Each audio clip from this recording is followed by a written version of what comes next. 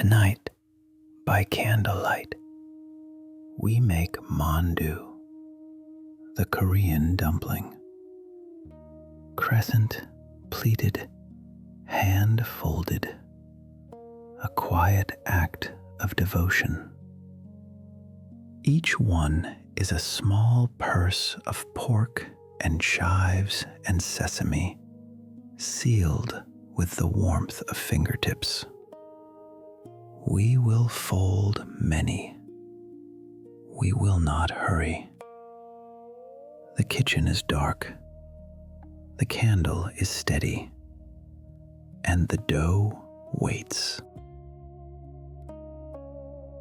The story of Mandu is older than the modern peninsula. Carried south along the trade roads from the steppes of Central Asia, through Goryeo's open court, then folded into Korean hands 1,000 years ago. Royal kitchens shaped them as ingots of silver to bless the new lunar year. Now grandmothers shape them in winter, on tables dusted with flour while snow gathers. We begin with the filling: ground pork, pale and cool; buchu, Korean chives, sliced thinly, releasing their grassy garlic shadow scent; scallions, finely; a pinch of grated ginger; garlic, crushed against the cutting board; and a small heap of crumbled tofu, pressed of its water until it is dry as snowfall. Season the filling: a spoonful of soy sauce, dark and salt mineral; a teaspoon of toasted sesame oil, golden and nutty; a pinch of sugar; a pinch of white pepper; a whisper of salt. With clean fingers, fold the filling against itself, slowly, patiently, until the mixture turns tacky and clings to the bowl in soft peaks.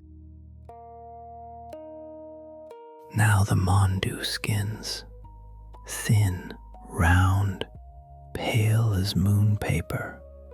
Lay one across your palm, dip a fingertip in water, trace the rim, glossing it. Place a generous teaspoon of filling at the center. Not too much. Too much and the skin will tear and weep its secrets into the steam.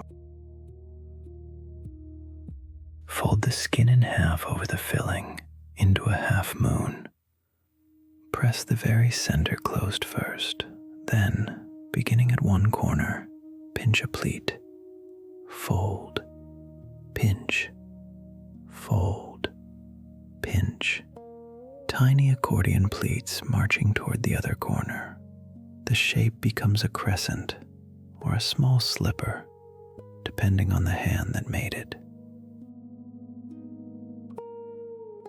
There are 2 ways forward tonight: gun mandu, pan-fried, golden-bottomed, lacquered with crisp; and jin mandu, steamed, pale, soft as a held breath.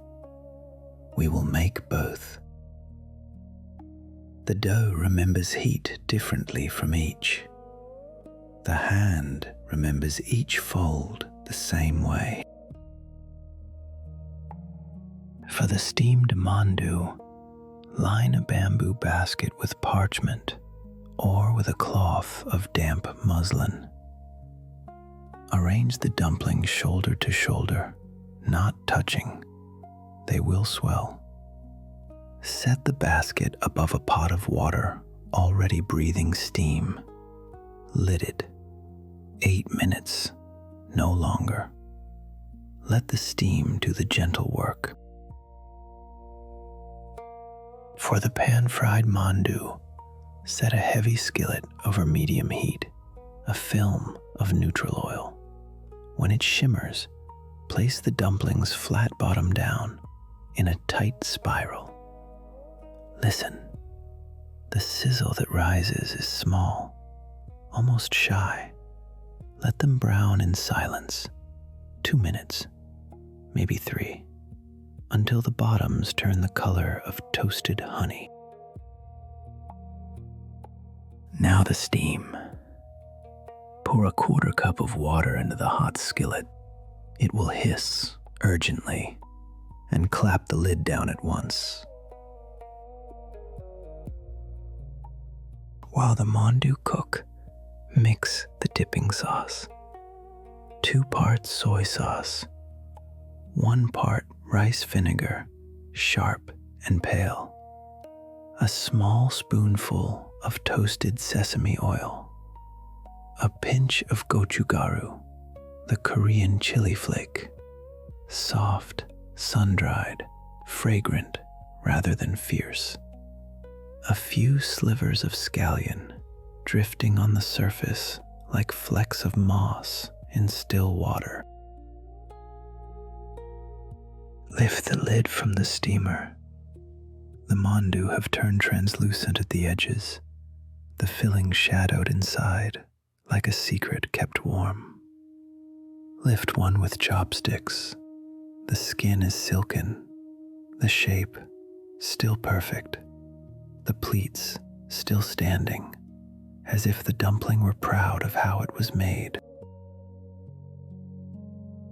Slide the gun mandu from the pan onto a dark plate.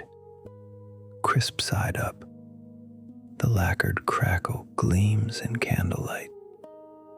Set the bamboo basket of jin mandu beside it. Lid lifted, steam drifting upward in a slow gray ribbon. Set the dipping sauce between them. The table now has everything. The table now has enough. A mandu is a small thing, a teaspoon of filling, a circle of dough, 10 quiet pleats.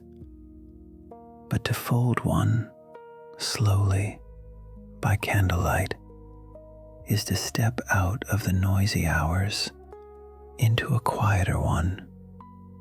The full recipe is at recipyapp.com. Sleep softly. Until next time.